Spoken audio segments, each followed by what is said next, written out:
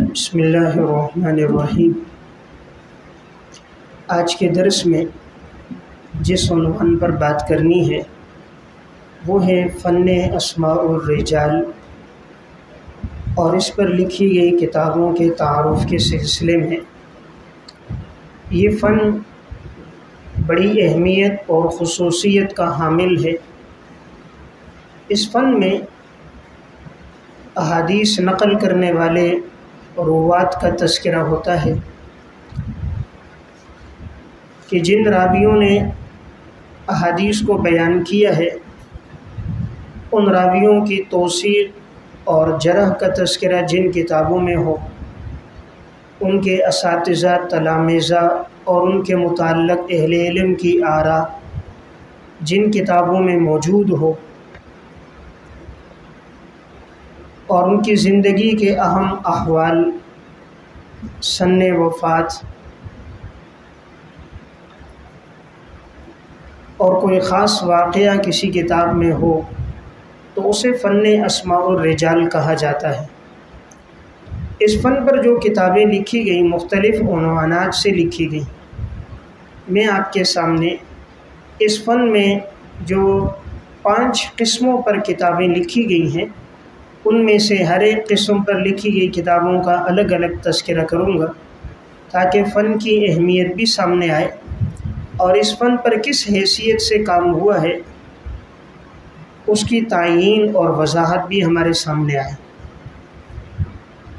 احادیث مبارکہ کی یہ خصوصیت ہے کہ اللہ رب العزت نے احادیث کی حفاظت کی خاطر روایات نقل کرنے والے راویوں کے حالات کو بھی اللہ نے محفوظ رکھا۔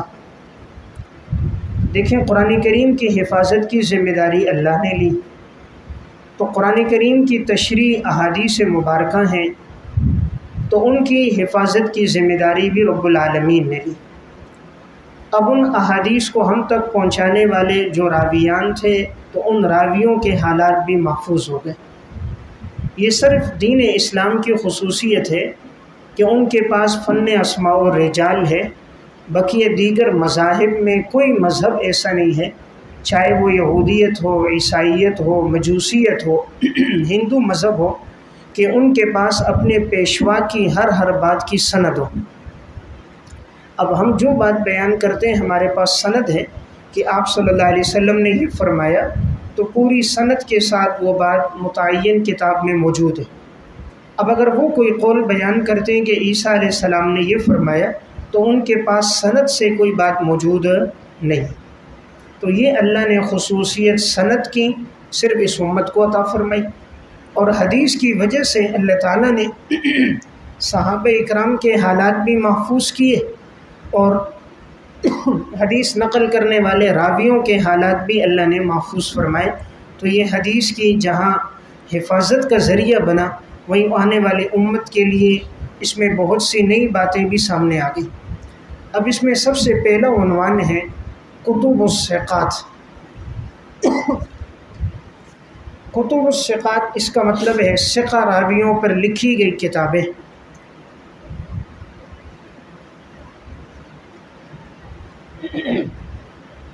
یعنی وہ کتابیں جن میں صرف ثقہ راویوں کا تذکرہ کیا گیا ہے اور ان میں ان کے علاوہ ضعیف راویوں کا یا وضاع راویوں کا تذکرہ نہ ہو تو اسے کتب الثقات کہا جاتا ہے۔ اس سلسلے میں جو کتابیں لکھی گئیں تو میں سن ہجری کی ترتیب کے ساتھ آپ کے سامنے کتابوں کے نام ذکر کر رہا ہوں۔ ان میں سب سے پہلی کتاب کا نام ہے تاریخ الثقات۔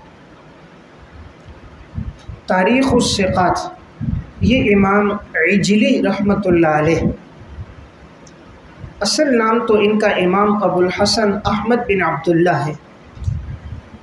امام ابو الحسن احمد بن عبداللہ المعروف امام عجلی رحمۃ اللہ علیہ، متوفہ 261 ہجری۔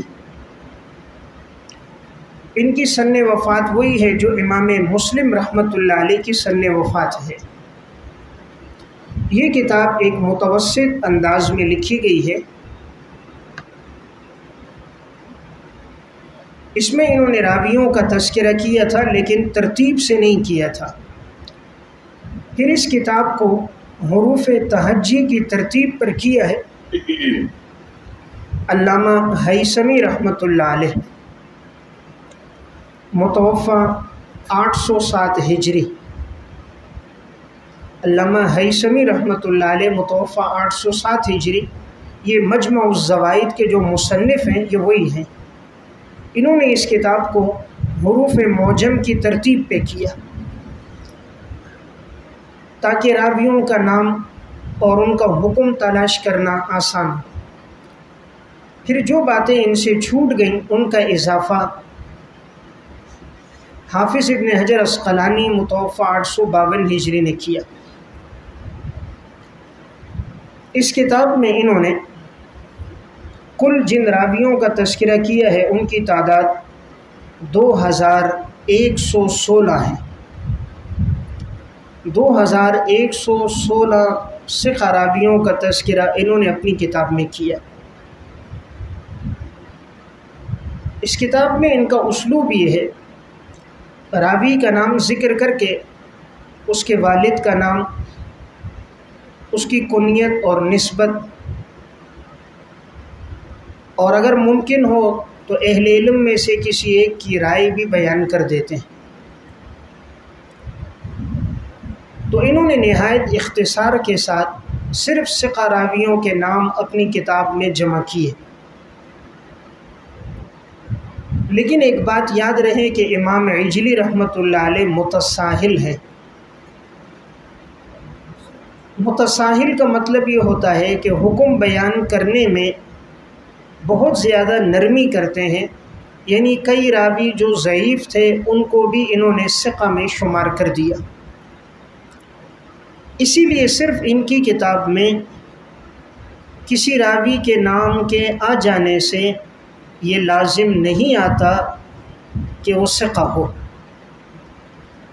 وہ سب کے ہاں ثقہ ہو یہ لازم نہیں آتا، تو اس لیے یہ متساہل ہیں۔ تو استفادہ تو کیا جائے گا ان سے، لیکن راوی کے حکم پر اس کو مدار اور بنیاد نہیں بنایا جائے گا جب تک کہ دیگر اہل علم سے اس بارے میں کوئی توثیق موجود نہ ہو۔ یہ کتاب اس وقت ایک جلد میں مکتبۃ الدار مدینہ منورہ سے طبع ہے، شیخ عبد العلیم اور عبد العظیم بستوی کی تحقیق کے ساتھ۔ شیخ عبد العلیم عبد العظیم بستوی کی تحقیق کے ساتھ ایک جلد میں یہ کتاب طبع ہے۔ یہاں یہ بات بھی یاد رہے، اصل نام تو اس کا تاریخ الثقات ہے، لیکن بعض مکتبوں سے یہ کتاب طبع ہے اس نام سے بھی، معرفت الثقات من رجال العلم والحدیث، معرفت الثقات من رجال العلم والحدیث،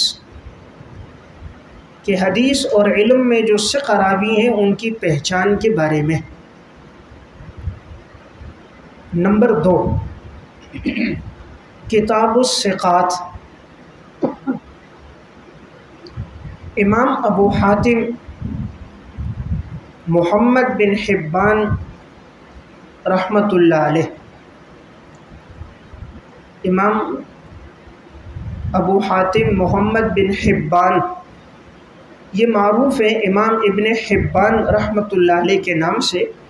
یہ ہاں کے کسرے کے ساتھ ہے، بعض لوگ اس کو حبان یا حبان پڑھتے ہیں جو ٹھیک نہیں ہے۔ یہ ہاں کے کسرے کے ساتھ حبان، متوفی ان کی 354 ہجری۔ اس کتاب کے شروع میں انہوں نے نبی اکرم صلی اللہ علیہ وسلم کی سیرت کا تذکرہ کیا ہے۔ اس میں آپ کی پیدائش، نسب، وحی کا آغاز، بیت عقبہ اولا، واقع معراج، ہجرت الی المدینہ، سن ہجری کا آغاز، غزوات اور سرایہ کا تذکرہ تفصیل سے کیا ہے۔ اس کے بعد انہوں نے خلفائے راشدین کا تذکرہ کیا اور پھر عشرہ مبشرہ کا تذکرہ کیا. پھر اس کے بعد حروف تہجی کی ترتیب پر انہوں نے صحابہ اکرام کے حالات بھی لکھے اختصار کے ساتھ. صحابی کا نام و نسب اور مختصر احوال لکھنے کے بعد عموماً یہ لکھتے ہیں لہو صحبتن. اس سے اشارہ ہوتا ہے کہ یہ صحابی ہیں، یعنی انہیں حضور کی صحبت حاصل ہے.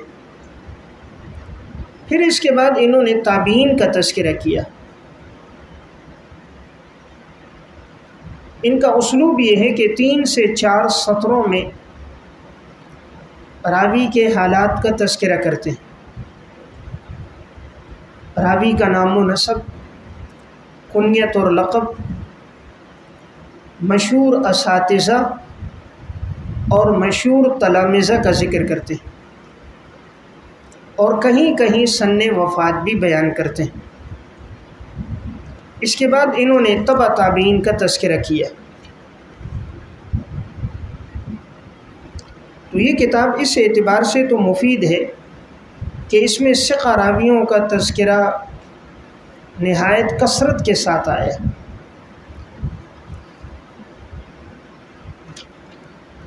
یہ کتاب 9 جلدوں میں دائرۃ المعارف عثمانیہ حیدرآباد دکن سے طبع ہے. استاذ عبدالخالق افغانی کی تعلیق اور تحقیق کے ساتھ.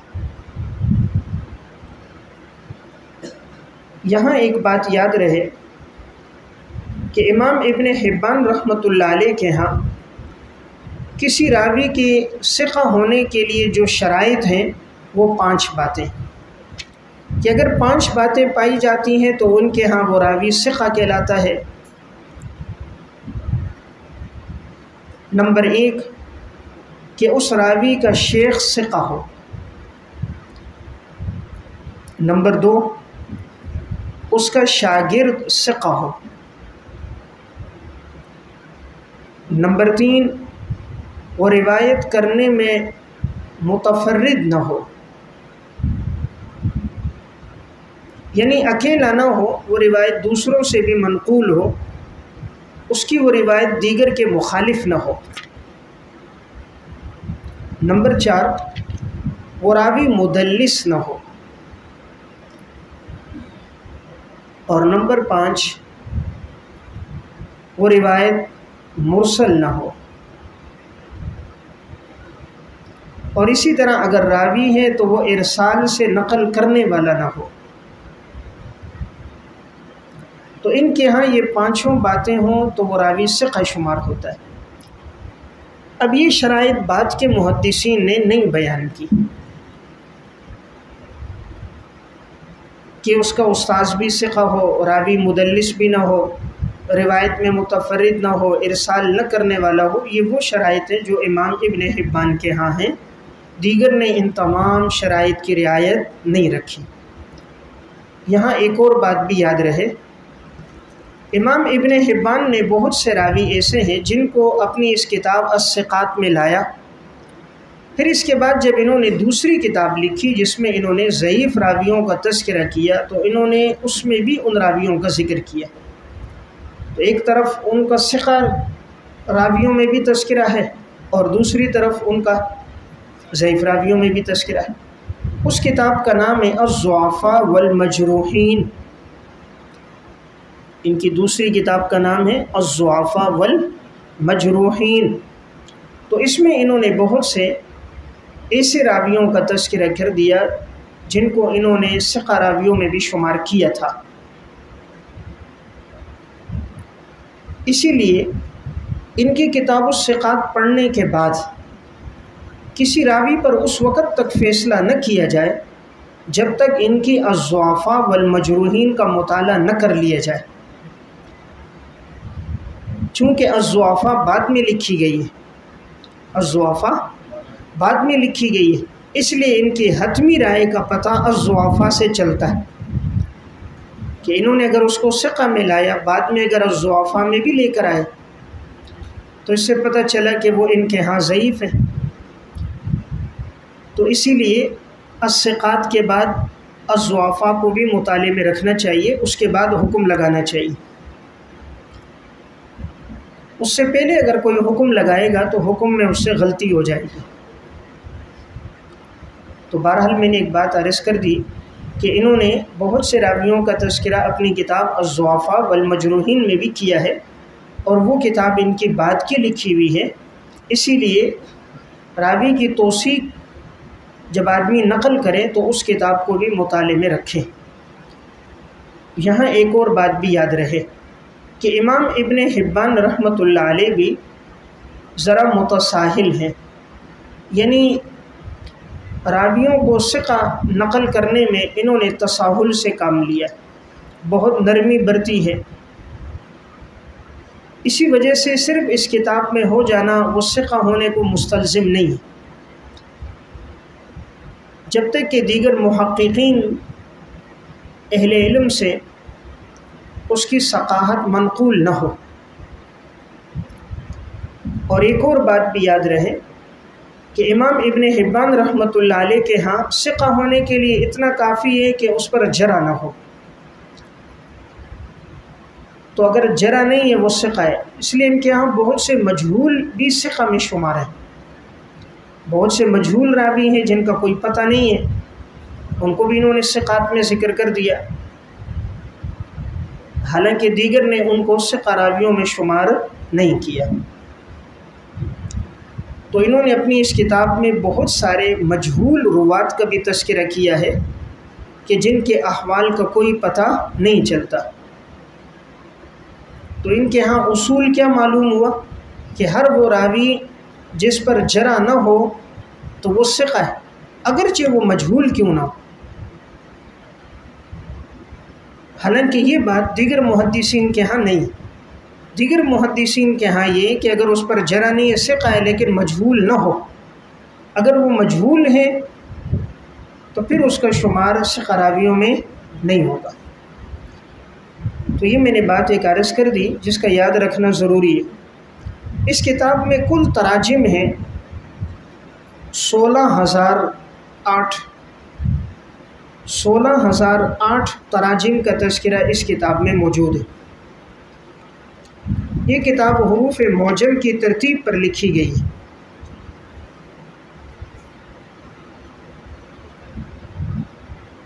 نمبر 3، مشاہیر علماء الامصار۔ مشاہیر علماء الامصار یہ بھی امام ابن حبان رحمۃ اللہ علیہ متوفہ 354 ہجری کی کتاب ہے۔ یہ کتاب اس وقت 2 جلدوں میں دار النشر قاہرہ سے طبع ہے۔ اس میں انہوں نے ان ثقہ علماء کا تذکرہ کیا ہے جو مختلف علاقوں کے اور شہروں کے مشہور اور معروف ثقہ علماء ہیں، ان کا ذکر ہے، جیسا کہ کتاب کے نام سے بھی بالکل واضح ہے کہ مشاہیر علماء الامصار۔ اس کتاب میں انہوں نے حجاز، عراق، شام، مصر، یمن اور خراسان کے علماء کا تذکرہ کیا ہے۔ یہ کتاب بھی حروف معجم کی ترتیب پر ہے۔ اس کتاب میں انہوں نے راویوں کو 4 طبقات میں بیان کیا۔ پہلا طبقہ ہے صحابہ اکرام کا، دوسرا طبقہ ہے تابعین کا، تیسرا طبقہ ہے تبع تابعین کا، اور چوتھا طبقہ ہے تبع تابعین کے بعد آنے والے علماء کا۔ تو کل کتنے طبقات ہیں؟ 4۔ اس کتاب میں کل علماء جن کے تراجم ہیں ان کی تعداد 1602 ہے۔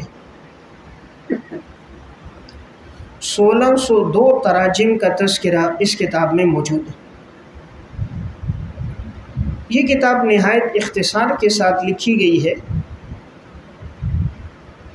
اور اس میں نہایت مختصر احوال انہوں نے ذکر کیے ہیں۔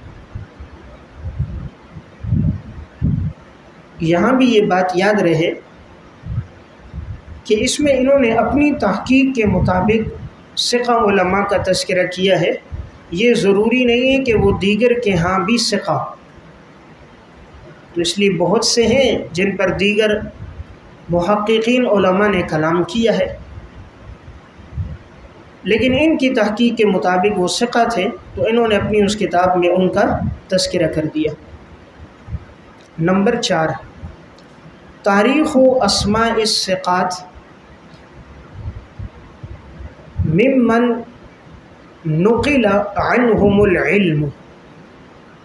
تاریخ و اسماء الثقات ممن نقل عنہم العلم۔ علامہ ابن شاہین رحمۃ اللہ علیہ، متوفی 385 ہجری۔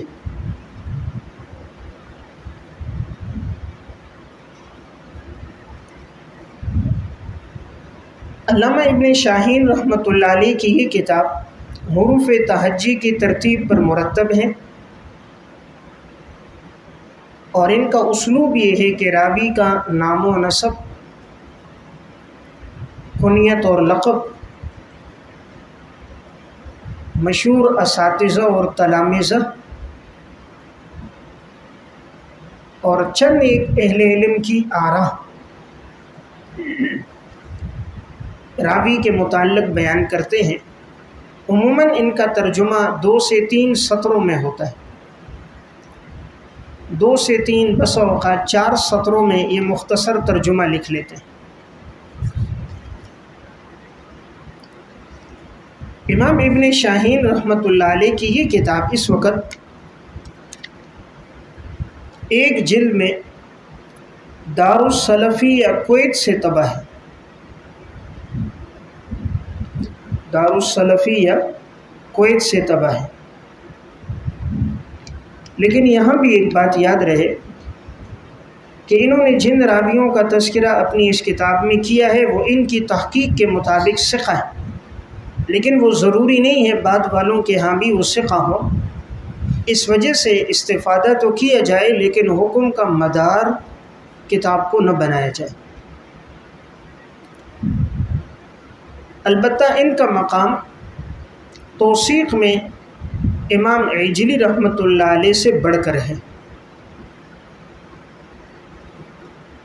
کتاب کے نام سے ہی وضاحت ہو رہی ہے کہ میں نے اپنی کتاب میں ان ثقہ آدمیوں کا تذکرہ کیا، ان راویوں کا جن سے علم منقول ہے، یعنی جن سے روایات اور احادیث منقول ہیں، میں نے ان کا تذکرہ کیا، گویا جن سے منقول نہیں ہے تو میں نے ان کا تذکرہ نہیں کیا۔ نمبر 5، تذکرۃ الحفاظ۔ تذکرۃ الحفاظ امام ذہبی رحمۃ اللہ علیہ، متوفی 748 ہجری۔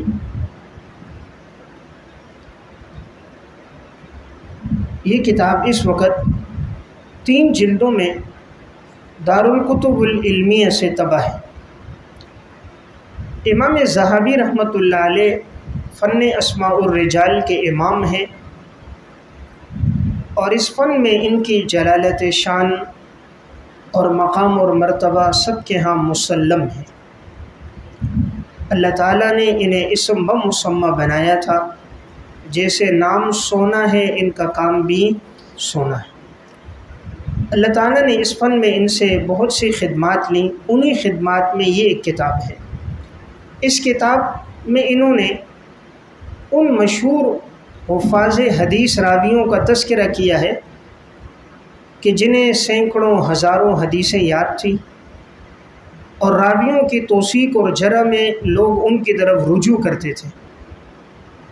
اس کتاب میں ان راویوں اور محدثین کا تذکرہ ہے کہ جن کو سینکڑوں ہزاروں، بعض کو لاکھوں حدیثیں یاد تھیں، اور لوگ ان کی طرف راوی کی توثیق اور جرح میں رجوع کرتے تھے اور ان کی رائے اہل علم کے ہاں مسلم ہوتی تھی، ایسے حضرات کا تذکرہ اس کتاب میں ہے۔ اس کتاب میں کل انہوں نے راویوں کو 21 طبقات پر ترتیب دیا ہے، کل 21 طبقات ہیں۔ شروع میں حضرات صحابہ کرام کا تذکرہ ہے اور پھر ترتیب کے ساتھ تابعین، تبع تابعین اور ان کے بعد کے اہل علم کا تذکرہ ہے۔ اس میں انہوں نے دور صحابہ سے لے کر اپنے دور تک، یعنی تقریباً 750 سال کے عرصے میں جتنے بھی اس طرح کے محدثین آئے ہیں ان کا تذکرہ اپنی کتاب میں کیا ہے۔ تقریباً 750 سال کے عرصے میں جتنے بھی اس قسم کے روات آئے ہیں سب کا تذکرہ ہے۔ اس میں کل تراجم ہے 1212، کل تراجم ہے 1212۔ اس میں ان کا اسلوب یہ ہے، راوی کا نام و نسب، کنیت اور لقب ذکر کرنے کے بعد ان کے مشہور اساتذہ، مشہور تلامذہ کا ذکر کرتے ہیں اور پھر ان کے متعلق کبار محدثین کی آراء بیان کرتے ہیں۔ مشہور ان کا کوئی واقعہ، ان کے اخلاص للہیت تقوی کو ہو اسے بیان کرتے ہیں، ان کی تصانیف کا تذکرہ کرتے ہیں، خاص طور پہ سن وفات بھی بڑے اہتمام سے بیان کرتے ہیں۔ تو اسے اگر کوئی اپنے مطالعے میں رکھے تو بہت فائدہ ہوگا۔ اور عموماً القابات کے ذکر میں نہایت عدل کے ساتھ اور بڑے جچے تلے الفاظ میں القابات ذکر کرتے ہیں، یعنی جس کی جو خصوصیت ہے وہی بیان کرتے ہیں، اس میں افراط و تفرید اور مبالغہ نہیں کرتے۔ یہ امام ذہبی رحمۃ اللہ علیہ کو اللہ تعالیٰ نے خاص طور پہ یہ علم عطا فرمایا تھا کہ ان کے القابات بڑے جچے تلے۔ اب اس کتاب کی اہمیت کی وجہ سے بعض اہل علم نے اس پر ذیل لکھے۔ ذیل کا مطلب یہ ہوتا ہے کہ وہ راوی یا وہ محدثین جو ان سے چھوٹ گئے یا وہ محدثین جو اسی پائے کے اور ان کے بعد آئے، بعد کے زمانے میں آئے، تو ان کا تذکرہ بھی شامل کیا جائے۔ تو اس طرح کے جو ذیل لکھے گئے ہیں، مشہور ان میں ایک ذیل ہے تو اس کا نام لکھ لیں، اس کا نام ہے لحظ الالحاظ، لحظ الالحاظ بذیل طبقات الحفاظ، لحظ الالحاظ بذیل طبقات الحفاظ۔ یہ علامہ تقی الدین ابن فہد رحمۃ اللہ علیہ، متوفی 871 ہجری کا ہے۔ اس میں انہوں نے 20 تراجم کا تذکرہ کیا، 12 تراجم خود لکھے ہیں اور 8 تراجم انہوں نے علامہ حسینی رحمۃ اللہ علیہ کے حوالے سے لکھے۔ کل کتنے تراجم کا تذکرہ ہے؟ 20۔ تو 12 تراجم خود لکھے ہیں اور 8 تراجم کا تذکرہ علامہ حسینی کے حوالے سے۔ اس میں کل انہوں نے 27 طبقات کا ذکر کیا۔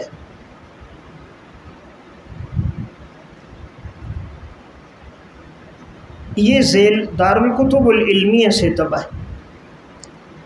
اس پر ایک اور معروف ذیل لکھا ہے علامہ جلال الدین سیوطی رحمۃ اللہ علیہ، متوفی 911 ہجری۔ اس کا نام ہے ذیل طبقات الحفاظ، ذیل طبقات الحفاظ، علامہ جلال الدین سیوطی رحمۃ اللہ علیہ۔ اس میں انہوں نے 4 طبقات کا ذکر کیا۔ 21 طبقات تو امام ذہبی نے بیان کیے تھے، تو انہوں نے 4 کا اضافہ کیا تو کل ہو گئے 25۔ اس میں 22ویں طبقے میں انہوں نے 15 تراجم کا اضافہ کیا، 23ویں طبقے میں 11 تراجم کا، 24ویں طبقے میں 9 تراجم کا، اور 25ویں طبقے میں 11 تراجم کا ذکر کیا۔ تو اب یہ ہوا کہ گویا 750 سال تو امام ذہبی نے لکھ دیے، تو درمیان میں جو 150 سال آئے، تو ان میں جتنے اہل علم آئے ان کا تذکرہ علامہ سیوطی نے کر دیا، تو گویا 900 سال کے عرصے میں جتنے مشہور اس طرح کے محدثین ہیں ان کا تذکرہ آ گیا کتاب میں اور اس کے ذیل میں۔ نمبر 6، الثقات عمن لم یقع فی الکتب الستہ۔ الثقات ممن لم یقع فی الکتب الستہ۔ علامہ قاسم بن قطلبغہ رحمۃ اللہ علیہ، متوفہ 879 ہجری، 879 1 کم 80 ہجری۔ علامہ قاسم بن قطلبغہ رحمۃ اللہ علیہ مشہور حنفی عالم گزرے ہیں، علامہ ابن حمام رحمۃ اللہ علیہ کے شاگرد ہیں۔ علامہ ابن حمام متوفہ 861 ہجری کے شاگرد ہیں۔ انہوں نے اپنی کتاب میں ان ثقہ راویوں کا تذکرہ کیا جن کا کتب ستہ میں تذکرہ نہیں آیا۔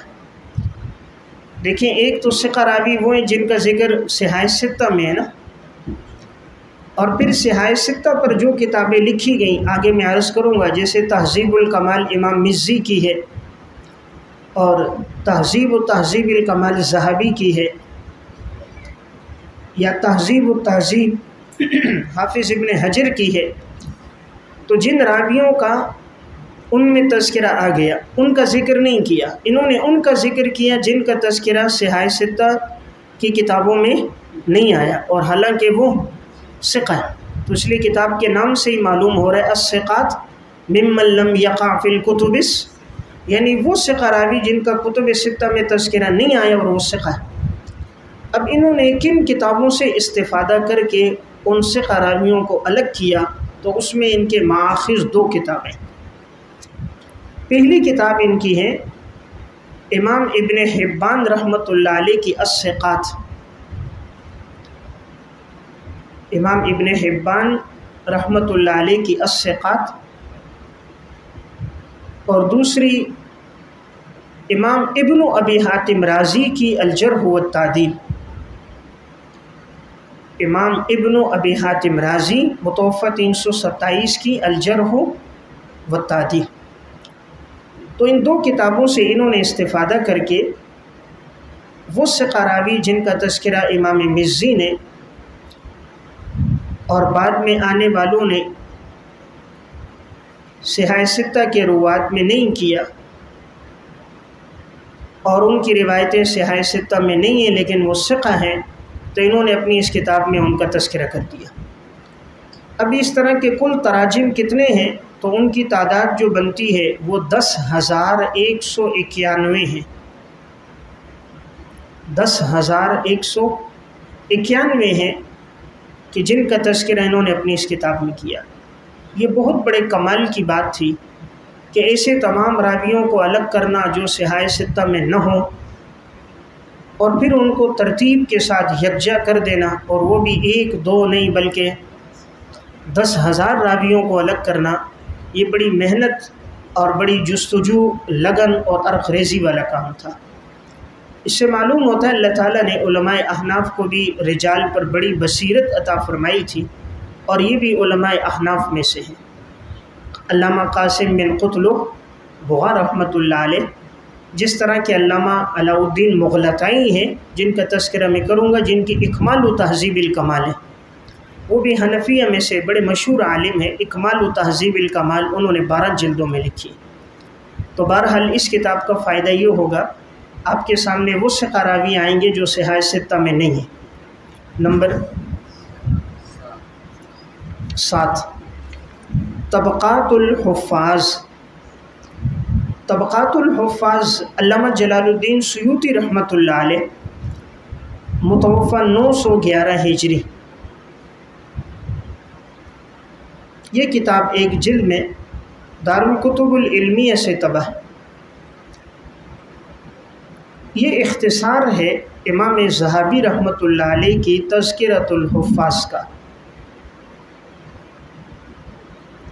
اسی لیے نام ہے طبقات الحفاظ۔ اس میں انہوں نے اختصار کیا، البتہ جو راوی محدثین امام ذہبی کے بعد آئے ہیں ان کا اضافہ کیا۔ تو امام ذہبی نے تو 21 طبقات لکھے تھے، تو انہوں نے 4 اس میں اضافہ کر دیے ہیں، تو وہ 25 بنتے ہیں۔ جیسا کہ انہوں نے ذیل میں بھی 4 کا اضافہ کیا تھا۔ بعض نسخے جو طبع ہو رہے ہیں ان میں 24 طبقات کا ذکر بھی ملتا ہے۔ اس کتاب میں کل تراجم 1190 ہیں۔ اس میں انہوں نے نہایت اختصار سے کام لیا ہے، صرف نام و نسب، مشہور اساتذہ، مشہور تلامذہ اور چند ایک اہل علم کی آراء، یعنی 4 سے 5 سطروں میں لکھا۔ حالانکہ امام ذہبی تو بسا اوقات 2 ڈھائی صفحے میں بھی انہوں نے ترجمہ لکھا ہے، لیکن انہوں نے ترجمہ 4 سے 5 سطروں میں لکھا ہے اختصار کر کے، تو اس لیے یہ اس کتاب کا اختصار ہے۔ البتہ امام ذہبی کے بعد سے جو لوگ آئے 150 سال میں ان کا اضافہ بھی کیا ہے۔ خاص طور میں اس پہ حافظ ابن حجر رحمہ اللہ کا ترجمہ بھی لکھا ہے، جو امام ذہبی کے بعد آئے ہیں اس کا ترجمہ بھی اس کتاب میں موجود ہے۔ تو اب اگر کوئی ساتھی اختصار سے پڑھے تو طبقات الحفاظ پڑھے، اور اگر تفصیل سے پڑھے تو تذکرۃ الحفاظ پڑھے۔ اب میں ضمناً امام ذہبی رحمۃ اللہ علیہ کی 2 کتابوں کے نام عرض کرتا ہوں کہ جس میں انہوں نے صرف ثقہ راویوں کے نام ذکر کیے ہیں، تو یہ بڑی اہم کتابیں ہیں اور رسائل کی صورت میں طبع بھی ہیں، تو اگر ان سے بھی واقفیت ہو تو فائدہ ہوگا۔ تو نمبر 8 الروات الثقات۔ الروات الثقات المتکلم فیہم۔ الروات الثقات المتکلم فیہم بما لا یوجب ردہ، بما لا یوجب ردہ۔ تو الروات الثقات المتکلم فیہم بما لا یوجب ردہ، تو کتاب کے نام کا مطلب کیا ہوا؟ وہ ثقہ راوی جن پر کلام کیا گیا ہے لیکن ان کو رد کرنا واجب نہیں ہے، یعنی وہ رد نہیں ہوں گے، کلام ہوا ہے لیکن ہے ثقہ۔ سمجھ گئے؟ امام ذہبی رحمۃ اللہ علیہ مصنف ہیں، متوفی 748 ہجری۔ اس کتاب میں انہوں نے کل 92 تراجم ذکر کیے، اور ان کا ذکر کیا ہے کہ جن سے اصحاب کتب 6 استدلال کرتے ہیں۔ اس کا فائدہ یہ ہوگا کہ بعض اس طرح کے روات اور محدثین کے جن کو لوگ مجروح سمجھ رہے ہیں حالانکہ وہ مجروح نہیں ہیں، لوگ جن پر کلام سمجھ رہے ہیں حالانکہ ان پر کلام نہیں ہے، تو اس لیے آدمی اس کو ایک نشست میں بھی پورا پڑھ سکتا ہے۔ مختصر رسالہ ہے اور مختصر معلومات ہیں اس میں، اور صرف راویوں کا نام و نسب، کنیت اور لقب، چند ایک اہل علم کی آراء اس میں بیان ہوئی۔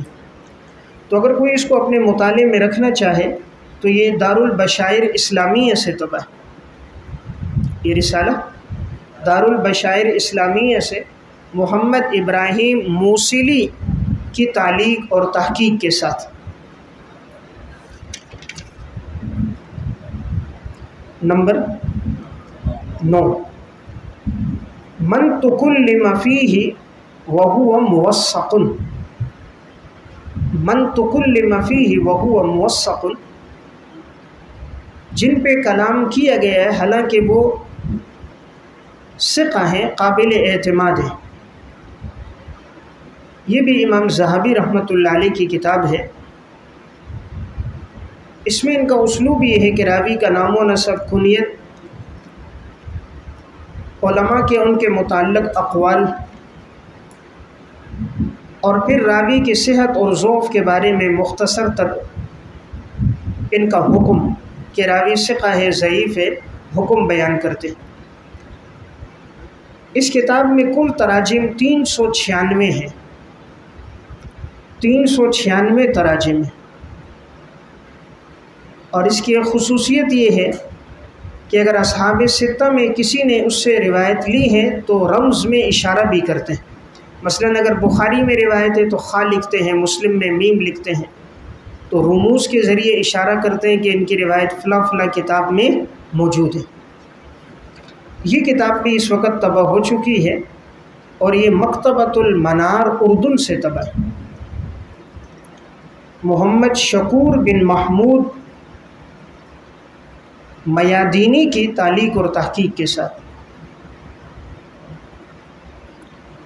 تو یہ دو کتابیں الگ الگ ہیں، بعض ساتھی ان کو ایک سمجھتے ہیں، من تکلم فی وہو موثق کو، اور الرواۃ الثقات المتکلم فیہم بما لا یوجب ردہم کو، حالانکہ یہ دونوں ایک کتابیں نہیں ہیں، یہ دونوں